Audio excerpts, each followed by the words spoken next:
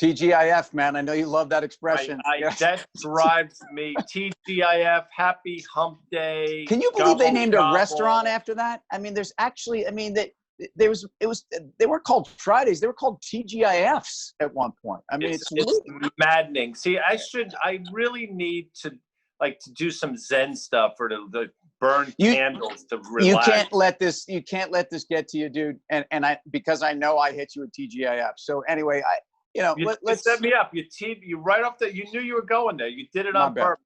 My bad. Right. My bad. So look, we thought on this Friday we change up a little bit and do what we want to call our do's and don'ts for this marketplace. We have 3 of each. So just so you guys and gals at home know, Tim has 1 do and 2 don'ts. So I'll have 2 do's and 1 don't. So Tim, start me off with your do. Look, do remember, bad news has been good news for equities in that the Federal Reserve has been not only your friend, but your benefactor, and you are the beneficiary. A little trade school on how to use those words. By the way, people screw that up all the time. What's your playbook for when the Fed starts to pull out liquidity? And what will be the signs? Pay attention to that. That's your do. Go ahead. I think that's a great do. So I have 2 do's. My do is this. Do have a plan before you put on a trade. What does that mean? Yeah. Listen, obviously knowing when to take profit is really important. Knowing when to scale out of a winning trade is important. What's more important is to know what you're going to do when the trade goes against you. So before you put something on, have an exit plan on the upside and have a pull the ripcord plan when you're not right. And my other do is what is your homework. Do your homework. You know how many times on Twitter people say, I lost money on Square because of Guy, or I lost money on FedEx because Guy was bearish. You know what? I hear you, and I'm wrong a lot, but you got to take ownership of this stuff. Tim and I, and Karen, and Pete, and Brian, and Dan, and Steve, what we're trying to do is help you navigate and give you a roadmap. We're not a stock picking show. At the end of the day, you make the decision. So if you're right, it's on you, and if you're wrong, unfortunately, it's on you as well. So do your homework. We can't do your homework for you, and I have to say, I'm embarrassed to say that I basically had guys doing my homework in college. I bet you were the kind of guy that was doing your homework every night. If I had to guess, you were coming home like you knew you had practice, and you organized your time, you got your homework done, and then you went out to the pub. Am I right? Yeah, yes. I wasn't that guy.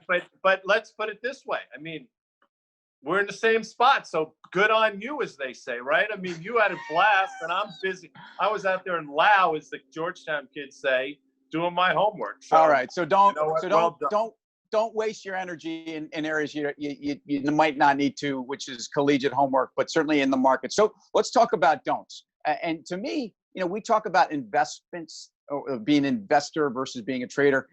Don't be a short-term trader with long-term ideas. This is an environment where we're talking about great companies that at times have gone on sale, and you had that moment where you said, oh boy, I didn't think I would ever be able to buy this company here.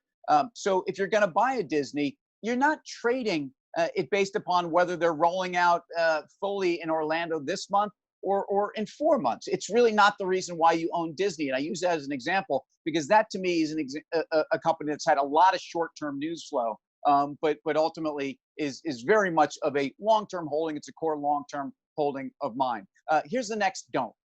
Don't listen to the noise that comes from bad balance sheets, despite the fact that some of these companies are lining up short-term financing.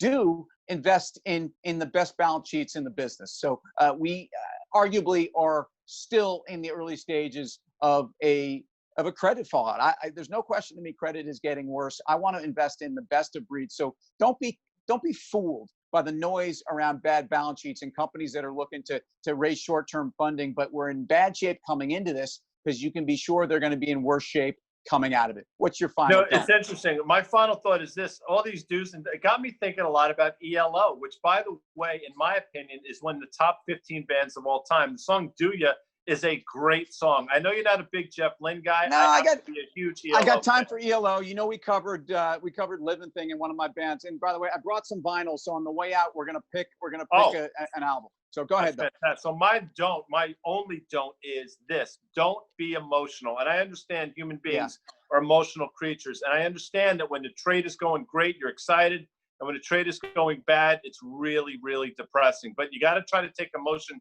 out of the equation, and you do that, by the way, by looking at my first do, which is have a plan, know where you're getting out on the upside and taking profits, and know when you're pulling the ripcord. If you have a plan in place, it takes emotion out of the equation. Let's see the vinyl. Well, and the plan I had in place all along was I was never going to be taking my vinyl down to some secondhand music store and scalping it for beer money. And I never got, in fact, I got wildly emotional about it because there were times I probably could have used that beer money. But look, I grabbed again, a section. So I want you to give me a number from 1, 2, 3, 4, 5, 6, 7, 8, 9, 10. And we'll head out to the weekend with my vinyl. Give me 7. 7.